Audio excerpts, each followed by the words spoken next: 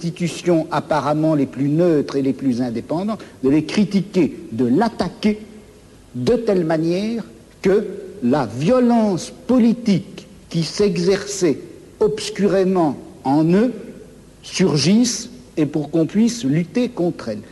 À vouloir tout de suite, enfin si on cherche tout de suite à donner le profil et la formule de la société future sans avoir bien fait la critique de tous les rapports de violence politique qui s'exercent dans notre société, on risque de les laisser se reconstituer, même à travers des formes aussi nobles, apparemment aussi pures que celles du syndicalisme anarchiste.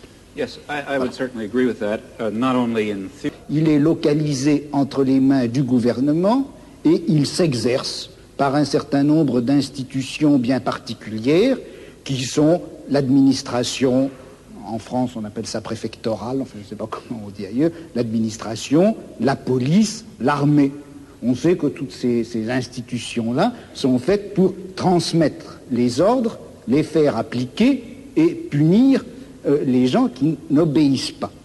Mais je crois que le pouvoir politique, il s'exerce encore, il s'exerce en outre, de plus, par l'intermédiaire d'un certain nombre d'institutions qui ont l'air comme ça de n'avoir rien de commun avec le pouvoir politique, qui ont l'air d'en être indépendantes et qui ne le sont pas.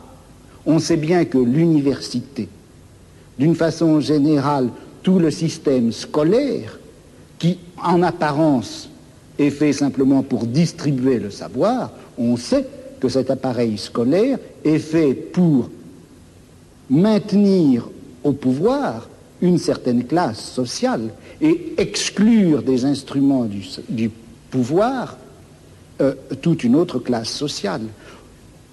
Quelque chose comme la psychiatrie, qui en apparence aussi n'est destinée qu'au bien de l'humanité et à la connaissance des psychiatres, la psychiatrie est encore une certaine manière de faire peser un pouvoir politique sur un groupe social. La justice également. Bon, et il me semble que la tâche politique actuelle dans une société comme la nôtre, c'est de critiquer le jeu des institutions. Neoliberal, y el modelo neoliberal, bajita y no tan bajita la mano, tiene como punta de lanza estos dos elementos de vigilar y castigar.